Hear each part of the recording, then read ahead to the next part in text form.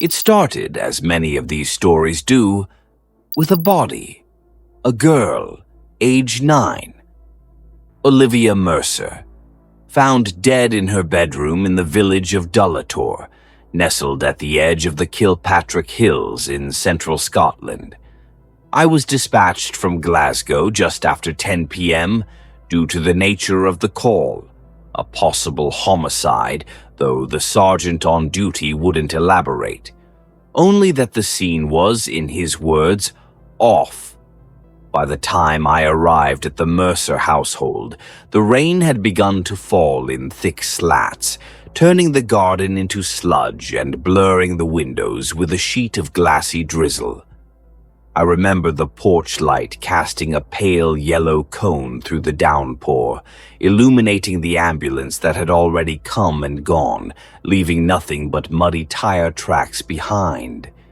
The girl's father, Charles, was seated in the kitchen, pale and shaking. His wife, Evelyn, was sedated and upstairs under medical supervision. The sergeant met me at the door and gestured silently for me to follow.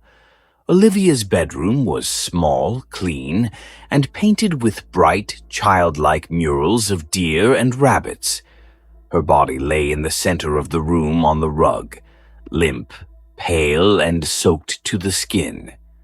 She was fully dressed in pajamas, no signs of injury or trauma. A forensic tech stood nearby, photographing a series of impressions in the carpet.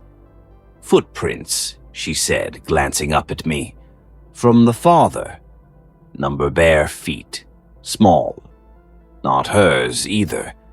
I looked down. The wet imprints trailed from the bed to the open window, then simply ended. No return path. Just a line of watery depressions leading out, as though something had walked through the rain and into the night, without ever arriving. "No signs of forced entry," the sergeant said. "No water elsewhere in the house. No flooding. No burst pipes. What's the cause of death?" "Drowning." I remember blinking. "Here, in the bedroom?" She was dry when she went to bed. Now her lungs are full of lake water. I crouched near the body, careful not to contaminate the scene. Olivia's lips were blue, skin pruny and pale. There was a strange residue on her fingertips, mud perhaps, but darker, almost black, threaded with silver flecks. It smelled faintly of iron. "You said lake water." The sergeant nodded grimly. "Loch Coulter." I felt the chill run down my spine then. Loch Coulter was 4 miles east, deep, old, and surrounded by whispers. As a child, I'd heard stories from my own grandmother, things in the deep, voices in the fog, and a bell that rang underwater during storms. I hadn't thought about it in years. Back at the station, I dug through old files. Olivia wasn't the first. 3 years earlier, a boy named Jamie Blythe had been found dead in his bathtub, bloated and pale, lungs full of lake water. His house was dry. 10 years before that, a teenage girl in nearby Bonnybridge had collapsed in her garden, coughing up water until she drowned on dry land. All of them died during storms. All of them had water in their lungs and no explanation.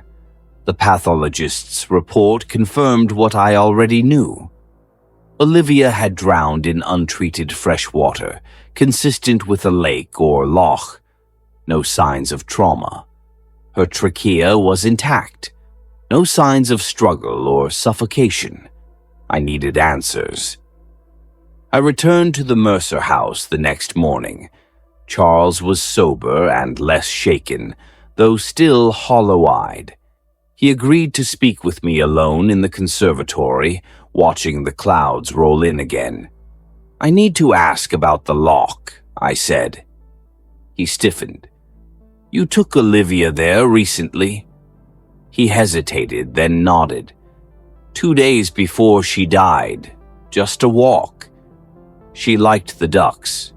Did anything unusual happen? A pause, then she heard something. I waited. A bell, he said softly. She said she could hear a bell ringing from beneath the water. He looked up at me, his eyes wide and bloodshot. I didn't hear it, but she insisted. Said it was faint, like church bells underwater. She said something else, too. What? She said the water was calling her. That night I couldn't sleep. Instead, I drove to Loch I told no one. It was just past midnight when I arrived. The rain had stopped, leaving the trees slick and black under the moonlight. The loch itself stretched out like a sheet of glass, perfectly still, not even a ripple. I walked to the edge and stood there, staring out across the water. Silence. And then, just as I was turning to leave, I heard it. A bell. Faint. Low. Echoing through the trees, but not from above. From below. I turned back. The water was still. But something had changed. The air was heavier. My breath felt shallow. Then, without warning, I saw them. Footprints.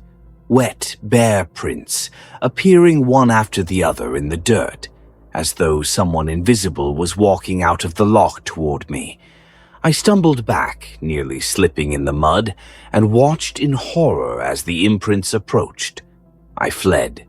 Back in the car, soaked and shaking, I called Eleanor Marsh, an old folklore professor at Stirling University. I remembered she'd written a paper years ago on drowning myths of the central lowlands. She answered on the second ring. I didn't sugarcoat it. I told her everything. She was quiet for a long time. Then she said, "You've heard of the Drowning Bell, haven't you?" I admitted that I hadn't. It's a local legend, older than the loch itself. They say a church once stood where Loch now lies. A village drowned in a single night, swallowed by a sudden flood. Like a natural disaster. Some say it wasn't natural, some say it was punishment.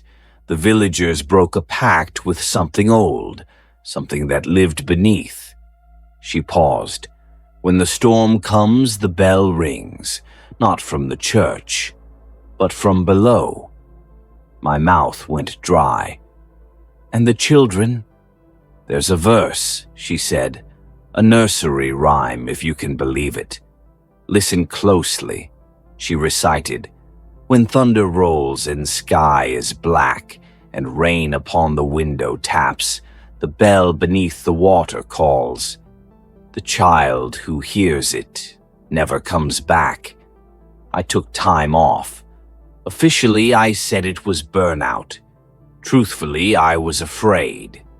But the fear didn't help, because a week later another child drowned.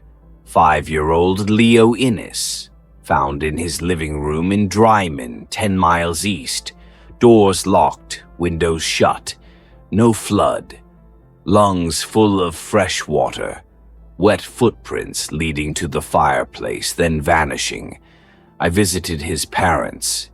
They mentioned a walk near Loch and the bell. I returned to the loch with Eleanor. She was skeptical, but intrigued. We brought a small sonar scanner just to be thorough. For the first hour, nothing, just silt and stones and the occasional fish. Then, around 2 a.m., the bell rang again. Eleanor dropped the scanner. "It's real," she whispered. That's when the water changed. Bubbles, rising in clusters, the surface bulging. The scanner spiked. Unidentifiable readings like a structure moving beneath us. And then, a figure. It surfaced about 20 feet from shore, vague, blurry, like a man made of moving water. It stared with no eyes, stood with no bones, and then it began to walk. We ran. Since that night, I've documented every case I can find. There are more than 20 over the last 70 years, all during storms, all near the loch. The bell rings, the children hear it, and then they drown, no matter where they are.